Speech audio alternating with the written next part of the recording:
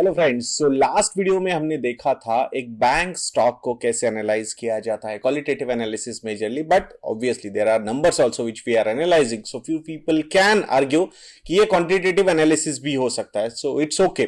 So what is the main objective of these kind of videos कि कौन से parameters को आपने देखना चाहिए अगर आप किसी कंपनी को एनालाइज कर रहे हो, किसी सेक्टर की, किसी ना किसी सेक्टर को तो वो बिलोंग करती है, तो उस सेक्टर की कंपनी को कैसे एनालाइज किया जाता है। तो आज हम बात करने वाले हैं एफएमसीजी सेक्टर के बारे में।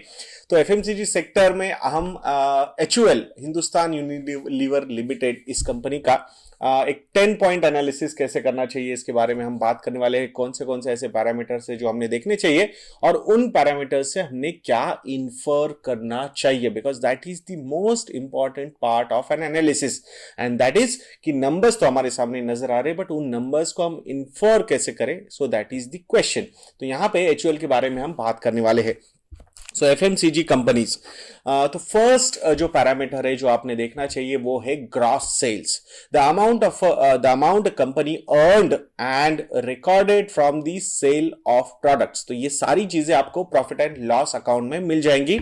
नॉर्मली मैं सजेस्ट करूंगा आपको कि पूरे साल का नंबर आपने प्रॉपरली एनालाइज करना चाहिए। एक हाथ दो क्वार्टर इधर उधर हो सकते हैं, but year on year comparison is the most important comparison. दो जब भी क्वार्टरली रिजल्ट्स आएंगे तो people try and get influenced by that, which is also right, I am not saying that, but अगर ट्रेंड सेट, मतलब जो trend set हुआ है उसको कोई चेंज करता हुआ नंबर आया तो ही फर्क पड़ेगा, otherwise there will not be too much of a difference अगर आप ईयरली नंबर्स एनालाइज करते हो तो। So summarised profit and loss statement में आपको एक रो मिलेगी, उसका उस रो में लिखा होगा sale of products and that is nothing but the gross sales. तो for HUL company the sale of products और the gross sales is 38,273 crore rupees. अब यही नंबर हमने लास्ट ईयर के साथ भी कंपेयर करना चाहिए। Last year that is 31 March 2019 को ये नंबर क्या था? The number was 37,660 crore rupees. So मैं ये 2 साल का क्यों बता रहा हूं आपको? Because we need to say what is the growth also. So जब भी आप ग्रोथ देखोगे ना तो 1-2 साल का मत देखो, एक 4-5 साल का तो परफॉर्मेंस आप लोगों ने देखना चाहिए। तो ग्रॉस सेल के नंबर्स अगर मैं देखता हूं एचयूएल इस कंपनी के, सो मार्च 2016 में this number was 32,929 crore rupees, then एक 1% से बढ़ के 33,895 करोड़ रुपीस पे आया, देन 34,619 करोड़ रुपीस, फिर 37,660 करोड़ रुपीस एंड मार्च 2020 में इट इज 38,273 करोड़ रुपीस। तो यहां पे अगर आप सीएजीआर टर्म्स में नंबर देखोगे ग्रॉस सेल्स का, so it has grown by hardly 3.83%। अब आप बोलोगे सर ये तो बहुत ज्यादा डिस्करेजिंग नंबर है, single digit growth, that too at 3.83%, which is less than inflation also. So इसके पीछे के रीजंस मैं बताता हूं आपको। Normally fast moving consumer goods, FMCG companies जो होती है, तो वहां पे जो सेल्स के नंबर से वो ज्यादा चेंज होते नहीं है, because these are all non discretionary items and these are linked to the inflation numbers also. तो जहां पे आपका इन्फ्लेशन का नंबर सबड्यूड रहेगा, विच द रेंज जो हमें आरबीआई देता है, reserve bank of India, which is 4 to 6%, and most of the time in last 4-5 years we have seen the inflation numbers at rock bottom compared to the history years which we have seen. तो उसके हिसाब से I think the gross sales numbers will also be very sluggish, 3 to 4% kind of growth. I think this will be across the board with all other FMCG companies, because these are companies which sells us non-discretionary items. Non-discretionary items मतलब कि जो items पे हमें कोई we cannot control that, we will have to consume those products. तो उस हिसाब से जहाँ पे ऐसे products आते हैं तो वहाँ पे price control वगैरह inflation control के factors play out हो सकते हैं। So इसीलिए gross sales के numbers आपको स्लगिश दिखने के चांसेस बहुत बहुत ज्यादा है। So next number which we should see is revenue from operations. इसी में अगर हम ग्रॉस सेल्स पे ऐड करते हैं, सो जैसे ग्रॉस सेल्स हमने बात की, but total revenues from operations could be other operational income भी आपको ऐड करना पड़ेगा। तो यहां पे लास्ट ईयर में जो मार्च 2020 में एचयूएल का था, उसमें सेल ऑफ प्रोडक्ट्स थे 38,273 crore rupees, plus other operational income was around 512 crore rupees. तो total revenue from operations is around 38,785 crore rupees for HUL. तो यहाँ पे भी अगर आप देखोगे तो total revenue from operations also the kind of growth for last 5 years with HUL is quite sluggish, which is 3.74%. FY16 में revenue from operation the number was 33,491 crore rupees and in FY20 it is 38,785 crore rupees. तो sluggishness आपको नजर आ रहा होगा 3%, 2.1%, 8.5% and 1.5% kind of growth in last 4 to 5 years. और इसको अगर हम CAGR terms में convert करते हैं so this number is 3.74%. So now ये operations related मतलब revenues related हमने बात कर ली. अभी जो हम बात करने वाले हैं ना दोस्तों, this is the most important parameter for any FMCG company and that is called as operating profit and operating profit margin. तो यहां पे ये जो ग्रोथ हमने देखी है because in last 4-5 years HUL जैसे स्टॉक ने तो काफी अच्छे रिटर्न्स दिए. तो वो रिटर्न्स अच्छे क्यों आए हैं? जब हमने देखा कि सेल्स की ग्रोथ इतनी स्लगिश है, रेवेन्यू ग्रोथ इतनी स्लगिश है, फिर भी स्टॉक क्यों परफॉर्म किया है, तो उसके पीछे के रीजन से ही operating profit and operating profit margin. Operating profit is nothing but earnings before interest, tax, depreciation and amortisation. So revenue from operations minus the operating cost अगर हम निकालते हैं तो आपके सामने जो नंबर आएगा वो है ऑपरेटिंग प्रॉफिट. तो वहां पे नॉर्मली ये नंबर्स भी उनके प्रॉफिट एंड लॉस स्टेटमेंट में दिए हुए हैं. अगर टोटल सेल ऑफ प्रोडक्ट्स में से आप ऑपरेटिंग कॉस्ट माइनस करोगे विच इज 29,185 करोड़ रुपीज, तो आपके सामने जो नंबर आएगा that is profit before depreciation, interest, tax, that is PBIT. सो उसका नंबर है 9,600 करोड़ रुपीज. सो 9,600 करोड़ रुपीस का अगर हम नंबर देखते हैं तो वहां पे लास्ट ईयर में सेम 31 मार्च 2019 में अगर हम ऑपरेटिंग प्रॉफिट देखेंगे तो वो था 8,637 करोड़ रुपीस. तो यहां पे जो ग्रोथ हमें नजर आ रही है ऑपरेटिंग प्रॉफिट में दैट इज क्वाइट गुड. तो यहां जो ग्रोथ है वो अराउंड 11.1% की नजर आती है. अब नाउ जैसे हमने हमेशा बताया आपको क्या हमें क्या करना है, हमें लास्ट 5 साल के ये नंबर्स देखने हैं. सो मार्च 2016 में ये जो ऑपरेटिंग प्रॉफिट का नंबर था वो था 5,749 crore rupees. Then in March 2017 this number is 6,047 crore rupees. March 18 7,276 crore rupees. March 19 8,637 crore rupees and 9,600 crore rupees in March 2020. तो यहां पे जो ग्रोथ है in last 4-5 years the CAGR here is 13.68%. तो अभी आपको समझ में आ गया होगा आपकी ग्रोथ, ग्रॉस सेल्स का ग्रोथ कितना था, रेवेन्यू का ग्रोथ कितना था. That growth was between 3 to 4% and the operating profit growth is around 13 to 14%. So how does this happen? ये हुआ है because the operating profit margins have increased from 17.5% in FY16 to 25.1% in March 20. So what does this show? Operational efficiencies जो है company की वो company continuously work कर रही है to improve the margins. तो यहाँ पे भले ही आपको सेल्स की ग्रोथ अच्छी नजर ना आए but the operating profit growth and operating profit margin expansion is quite good for these companies. That this is called another economies of scale. जैसे जैसे प्रोडक्शंस बढ़ते जाएंगे तो आपकी जो फिक्स्ड कॉस्ट होगी ना वो कम होती जाएगी and your margins will keep on increasing. So this is a number if you want to do fundamental analysis. ये ऑपरेटिंग प्रॉफिट मार्जिन्स के नंबर पे आपने बहुत अच्छे से देखना चाहिए स्पेसिफिकली फॉर दोज कंपनीज जो बहुत ज्यादा कैपिटल इंटेंसिव कंपनीज है, कैपिटल इंटेंसिव इंडस्ट्रीज है, वहां पे कैपिटल बहुत ज्यादा लगता है. तो इनिशियल कैपिटल हो सकता है यहाँ पे भी इन कंपनीज में भी काफी अच्छा लगे but once the economies of scale the number of units they are selling are more and more तो उस हिसाब से मार्जिन्स भी काफी बढ़िया तरीके से इंप्रूव होते जाते हैं. सो यहां पे ये मोस्ट इंपॉर्टेंट फैक्टर है, मोस्ट इंपॉर्टेंट पैरामीटर है FMCG सेक्टर में that is operating profit growth and operating profit margin expansion also. तो यहाँ पे 17.5% से 25.1%. I think this is phenomenal margin expansion for companies like HUL जिसके revenues are 35, 37, 38,000 crore rupees. So उस हिसाब से I think this is quite good.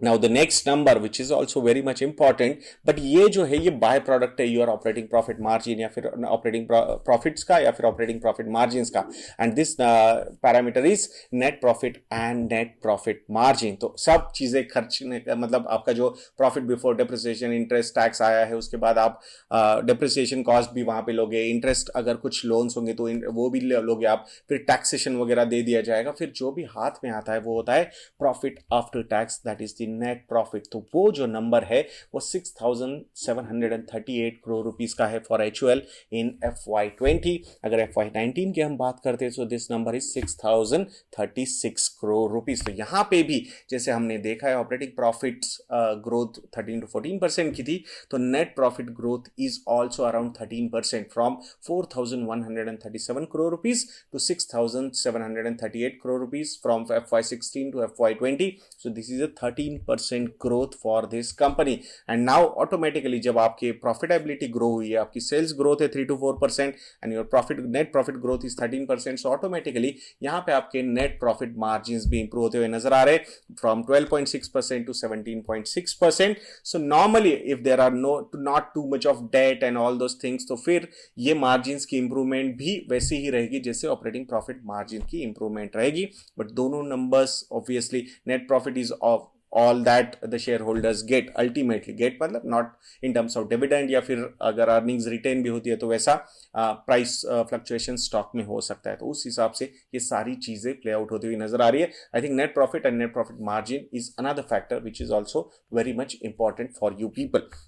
Now the next parameter and that is cash generated from operations। जब हम cash flows की बात करते हैं, हम नेट कैश फ्लोज की बात करते हैं या फिर हम फ्री कैश फ्लोज की बात करते हैं, तो हमें अल्टीमेटली ये देखना है भाई कैश कितना जनरेट किया कंपनी ने अल्टीमेटली अपने अकाउंट में। सो जो पैसा अकाउंट में आया है ऑब्वियसली उस पर टैक्स वगैरह पे करना होगा, बट हार्ड कैश अकाउंट में आ रही है नहीं आ रही है, या फिर हम बस राह ही देख रहे हैं सेल्स के जो नंबर्स है वो बस दिखाने के लिए, but ultimately operating cash flows are not there, तो वो that is not a good sign. But यहाँ पे वैसा कुछ नजर नहीं आता। I think cash generated from operations, ये भी सारी चीजें आपको स्टेटमेंट ऑफ कैश फ्लोज में मिल जाएगा। सो जब भी वो ईयरली सारी चीजें नंबर्स डिक्लेयर करते हैं तो यहाँ पे ये नंबर्स भी आप लोगों को मिल जाएंगे। सो 9,770 करोड़ रुपीस का कैश जनरेटेड फ्रॉम ऑपरेशंस है फॉर HUL। अगर सेम नंबर में लास्ट ईयर का देखता हूं मार्च 2019 में, so that number is 8,413 crore rupees. तो ये भी जो नंबर्स है cash generated from operations that is, और फ्री कैश फ्लोज की अगर हम बात करते हैं, नॉर्मली फिक्स्ड एसेट्स तो कुछ ज्यादा परचेस ये कंपनीज करती नहीं है because all the investments are being made. तो normally new investments are quite मतलब ऐसा कोई ज़रूरत नज़र नहीं आती, तो उस हिसाब से इनके जो कैश फ्रॉम ऑपरेशन है वो काफ़ी हेल्दी है। In a way free cash flows are quite healthy. So यहाँ पे अगर ऑपरेटिंग कैश फ्लोज की हम बात करते हैं तो यहाँ जो ग्रोथ है ऑपरेटिंग कैश फ्लोज की वो है 14.53% की, from 5,678 crore rupees in 2016 FY2016 to 9,770 crore rupees in FY20. The growth is 14.53%. So it means this particular free cash flow growth or operating cash flow growth अगर हम बात करते हैं, so this growth is more than the operating profit growth and net profit growth also. So I think this is quite phenomenal। और बहुत सारे जो analyst लोग हैं वो फ्री कैश फ्लो पे ज्यादा डिपेंड करते हैं rather than the net profits और ऑपरेटिंग प्रॉफिट्स। तो उस हिसाब से भी मुझे लगता है कि ये बहुत strong cash flow generating company है। तो ये पैरामीटर भी आपने उतना ही इंपॉर्टेंट तरीके से देखना चाहिए।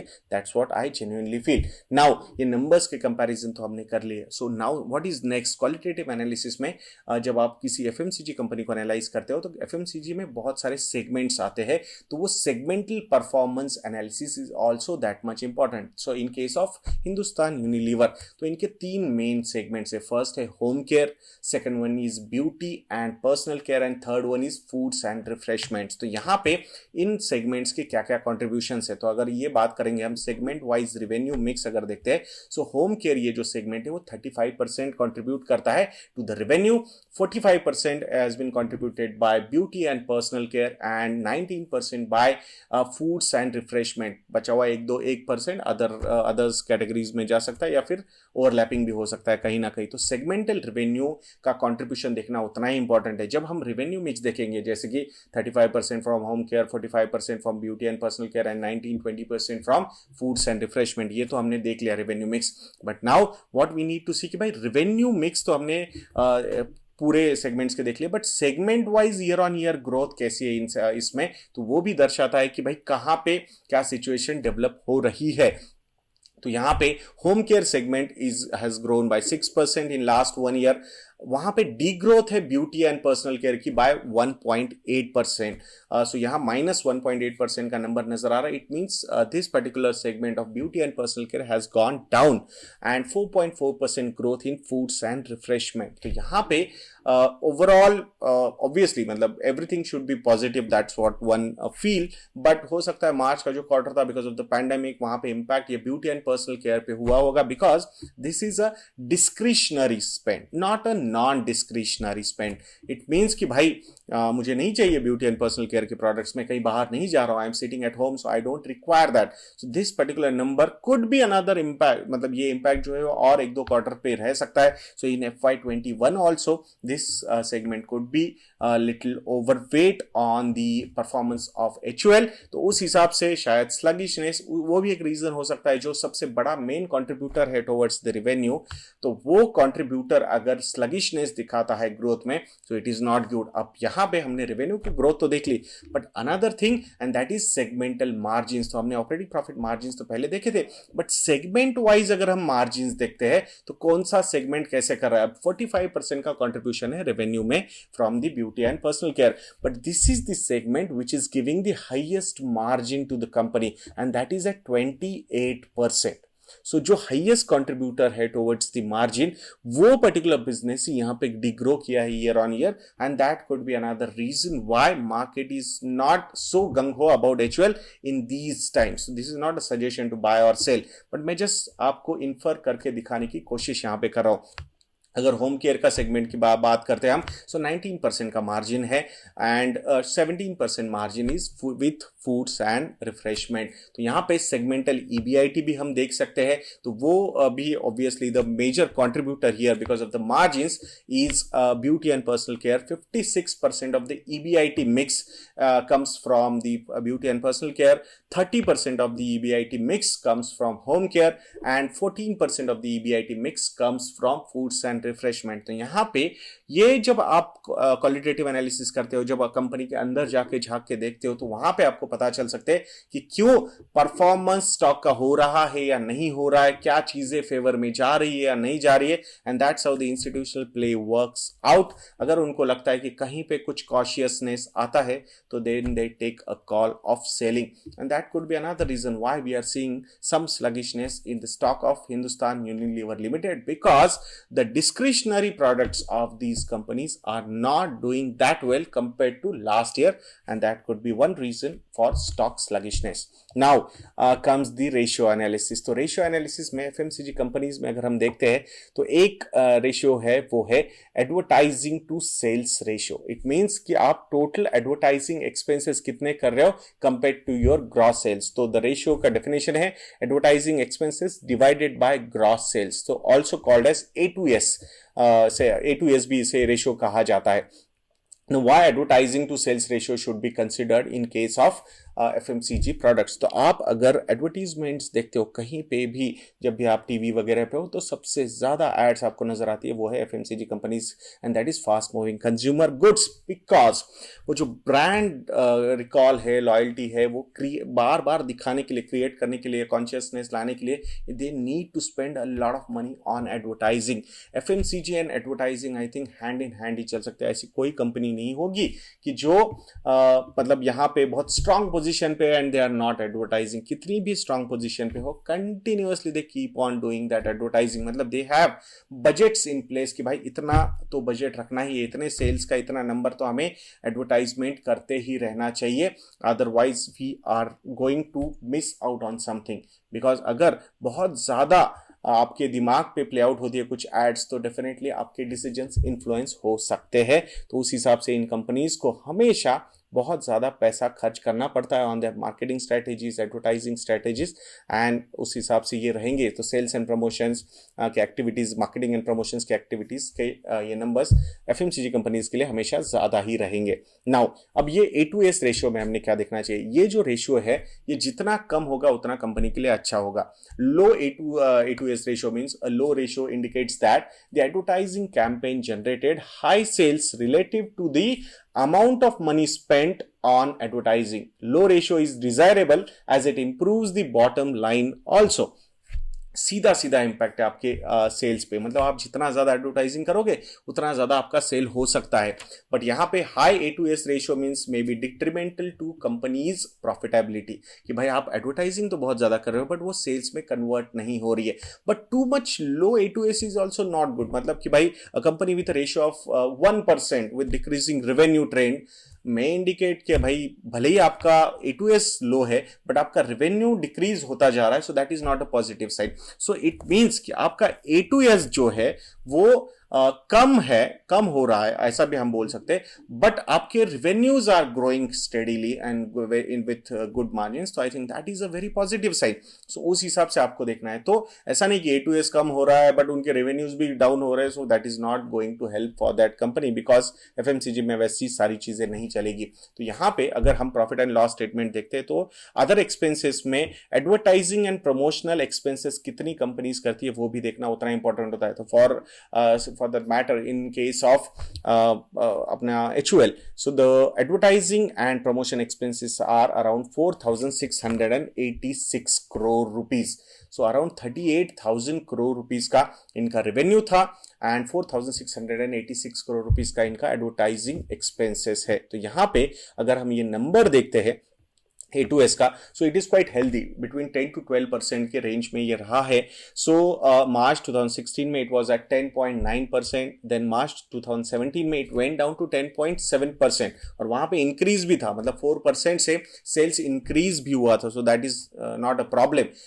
बट उसके बाद ये A2S का जो रेशियो है वो कंटिन्यूसली इंक्रीज हो रहा है, 11.9%, 12.1%, 12.2%।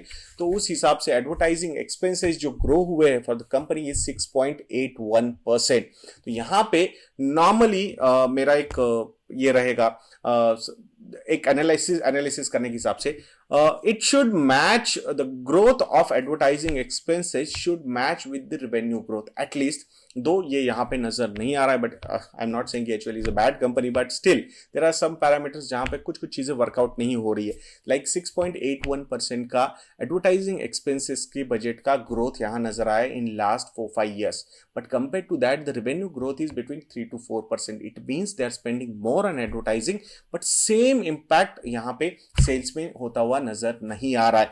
दो I think company की operational efficiencies are increasing very well, and that's why we are seeing operating profit margins increasing, net profit margins increasing, and that's why the profitability growth is there or free cash flow growth is there. So no doubt about their capacity or capability to manage these expenses. But from the advertising to sales के हिसाब से अगर हम बात करते हैं तो obviously the advertising expenses are growing more compared to the sales numbers. So that is not a good sign. Though हमें ये जो A2S नंबर है ये पीयर कंपैरिजन भी करना चाहिए, जैसे कि HUL का 12.2% है, फिर डाबर का कितना, it is 8.2%, Godrej consumer it is 10.4%, Marico it is 8.7%, Colgate it is 13.9%, P&G it is 11.9%, industry average is close to 10.9 to 11%। तो उसके हिसाब से आई थिंक कंपैरिजन अगर हम करेंगे, पीयर कंपैरिजन करेंगे तो definitely on a higher side ये नजर आ रहा है HUL का जो एडवर्टाइजिंग एक्सपेंसेस है। अब इसके पीछे कुछ रीजंस भी हो सकते हैं, जैसे कि पतंजलि ने एक बहुत ज्यादा स्ट्रॉन्ग कंपटीशन दिया है to these MNCs, specifically multinational companies, and that could be another reason they need to spend more and more on advertising. जैसे कि कोलगेट के केस में हम देख रहे हैं 13.9% का एडवर्टाइजिंग टू सेल्स रेशियो है कोलगेट का, और HUL is at number 2 position 12.2%, P&G is at 11.9%, but compare to that I think Indian companies जो है जैसे कि Dabur is at 8.7%, Marico is at 8.7%, Godrej Consumer is at 10.4%. That could be another reason कि ये एक स्वदेशी का जो कैंपेन चलाया गया पतंजलि की तरफ से, सो उसका एक पॉजिटिव इम्पैक्ट इंडियन कंपनीज पे आया बट निगेटिव इंपैक्ट रहा foreign companies, MNC companies, and that's why they need to spend more and more on these advertising expenses or promotional expenses, and that is another reason why their advertising to sales ratio is increasing, but the revenues are not increasing with the same kind of growth in their advertising budgets. Now we'll come to the profitability या फिर return ratios we can say. So ROC is one number, EBIT divided by total capital employed multiplied by 100, so that is the ROC number. So for HUL the numbers are so strong, 128.5% is the ROC for HUL. अगर आप देखोगे last 4-5 सालों में तो ये 105.8% से बढ़ता बढ़ता 128.5% पे आया है. उसके पीछे का सबसे बड़ा रीजन है they do not require new capital. Company ज़्यादा प्रॉफिट्स को रिटेन नहीं करती है, डिविडेंड पे आउट वगैरह होते हैं, एंड दैट्स वाई कैपिटल जो डिनोमिनेटर है वो बेस बढ़ता नहीं है, but the EBIT number that is the numerator which is growing consistently, and that's why we are seeing such high numbers for return on capital employed. What does this show कि भाई अगर नया capital लाया जाएगा तो इतनी returns लाने की कैपेसिटी कंपनी रखती है. We should not just believe this blindly because they are never going to increase the capital with high rates, growth rates, like कि भाई 20% से कैपिटल बढ़ाया, 25% से बढ़ाया, 50% से बढ़ाया, ऐसा नहीं होने वाला. Normally FMCG companies do not require fresh capital because वो सारी चीज़ें सेट होती है unless they are going into some kind of new product and all those things. तो उस हिसाब से अगर होती है चीज़ें तो अच्छी है, नहीं होती है तो ठीक है, एक नंबर को एक साइड में रखिए, अच्छा है एनालिसिस करने के लिए, one of the parameters you can do, but completely उस पर बिलीव नहीं कर सकते हम. Now same thing goes with the return on equity number also, net profit divided by average shareholders equity. अगर average shareholders equity increase नहीं हो रही है so that will not have that much of a big of a difference. अब जैसे उनका जो initial share capital है वो तो फिक्स्ड है, बट अदर इक्विटी जैसे कि रिटेन्ड अर्निंग्स वगैरह for the case of HUL, so last year the total equity shareholders equity was 7,885 crore rupees, that is March 2019. वहां से ये बढ़ा है to 8,246 crore rupees. तो वैसे देखा जाएगा the capital has grown by hardly 400 or less than 400 crore rupees, but the profitability growth is quite good. It has grown by 700 crore rupees, 750 crore rupees. अगर हम थोड़ा सा और ज्यादा स्पेसिफिक होंगे यहाँ पे तो 700 crore rupees divided by अगर आप देखोगे 8,246 crore rupees, तो obviously this number looks quite good. तो उस हिसाब से हमें ये सारी चीजें देखनी है कि भाई यहाँ पे एवरेज इक्विटी इंक्रीज हो रही है या नहीं हो रही है. सो दोनों सालों का अगर एवरेज लेंगे तो मुझे नहीं लगता कि ज़्यादा कुछ फर्क पड़ेगा उसमें. तो इसीलिए ये सारी चीज़ें आपको बहुत अच्छे से देखनी है कि अल्टीमेटली सही में अर्निंग्स को रिटेन किया जा रहा है या नहीं किया जा रहा है. दो आई थिंक जब पीयर कंपैरिजन होगा तो obviously we should be able to do that. It's not there are some thumb rules which need to be followed, तो we can follow, but we can not depend on these numbers only. But I think capital intensive industry है, equity capital लगता है, debt capital लगता है, तो उसके हिसाब से we should consider these numbers also for comparison. For HUL the numbers are very strong. जैसे कि ROC हमने देखा है 128% तक का, सो 92% का यहाँ पे रिटर्न ऑन इक्विटी का नंबर हमारे सामने आता है, and consistently this number is growing. उसका रीजन वही है कि आपका जो denominator it is not increasing that well, but the net profit growth is looking quite good, 13 to 14% kind of growth with the net profit, but आपका shareholders equity is increasing hardly 3-4-5% से. उस हिसाब से I think ये numbers will keep on increasing. So these particular numbers can give comfort to a lot of people also. So there is a good amount of debate because of the high ROC and high ROE numbers. The company looks very good, and a lot of people screen that and invest in these companies with such kind of numbers also. So that could be another reason for people to invest. So what I'm saying is just don't depend on that.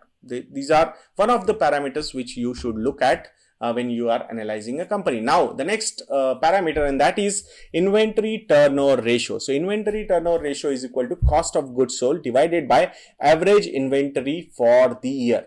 So it's an operational efficiency ratio that measures how efficiently the inventory is managed. मतलब ये number जितना ज्यादा होगा उतना अच्छा, higher the better, as high ratio indicates reduced storage and holding costs also. कि भाई आपने शेल्फ लाइफ जो है वो जितनी कम होगी उनके प्रोडक्ट्स की, जितना ज्यादा वो फास्ट बेचा जाएगा उतना वो कंपनी के लिए अच्छा होगा.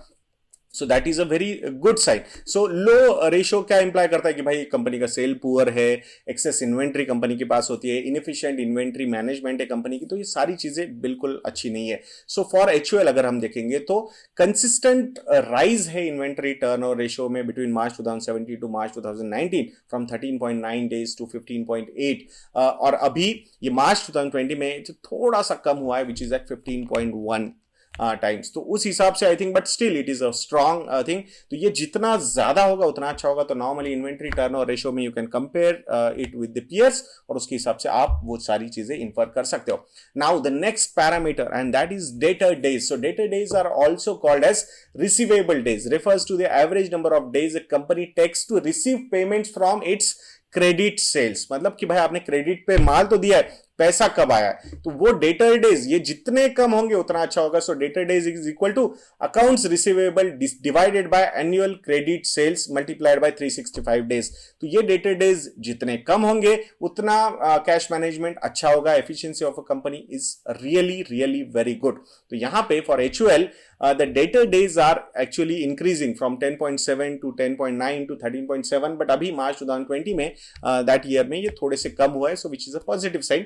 But सिर्फ इसको अकेले मत देखिए, सिर्फ debtor days देखिए अरे हाँ ये तो बढ़ रहा है and all those things. What we need to see कि भाई इसके बाद जो पैरामीटर है वो लास्ट पैरामीटर होगा इस एफएमसीजी सेक्टर का, and that is cash conversion cycle. Cash conversion cycle is a metric that shows the amount of time it takes to a company to convert its investment in inventory to cash. तो भाई मतलब ultimately जो आप लोगों को पैसा देना है और आपको पैसा आना है, तो यहां पे ये जितना नंबर कम होगा उतना अच्छा हो सकता है आप लोगों के लिए. अब कहीं कहीं पे अगर डेफिनेशन के हिसाब से हम देखते हैं तो cash conversion cycle is equal to inventory days plus receivable days minus payable days. तो यहां पे ये जो नंबर है ये निगेटिव भी हो सकता है. इट मींस कि आपको पैसे देने के पहले आपके पास पैसे आ रहे हैं. It means negative cash conversion cycle.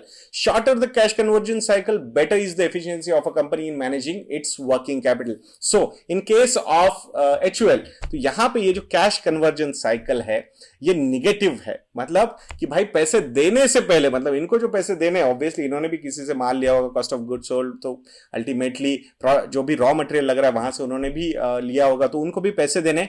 वो पैसे देने के पहले इनके पास अपने पैसे आ जाते हैं, मतलब डेटर से पैसे आने शुरू हो जाते हैं. सो इट मींस अगर हम डेटर डेज 12 दिन के पकड़ते हैं, कैश कन्वर्जन साइकिल में इट इज -61.59 डेज. सो उनके पास एक लंबा समय अवेलेबल है, 70 डेज तक का समय इनके पास अवेलेबल है टू पे टू दी क्रेडिट, मतलब जिससे उन्होंने माल लिया हो उसको जो पैसे देने हैं उनको.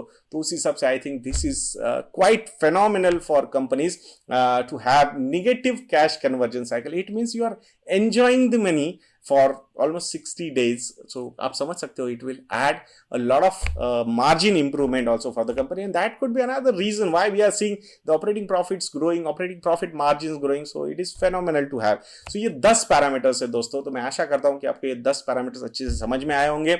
So this is a qualitative analysis. तो यहाँ पे जब भी किसी कंपनी को आप जाके देखते हो तो ये सारे नंबर्स आपने देखने चाहिए, सारे पैरामीटर्स आपने देखने चाहिए. It will give you a lot of comfort to understand, to analyze that company very well. तो मैं आशा करता हूं कि ये वीडियो भी आपको काफी अच्छा लगा होगा. ऐसे ही सेक्टोरल कंपनी एनालिसिस के वीडियोस हम बनाते जाएंगे, और नेक्स्ट वीडियो तक के लिए मुझे आज्ञा दीजिए दोस्तों. जय हिंद.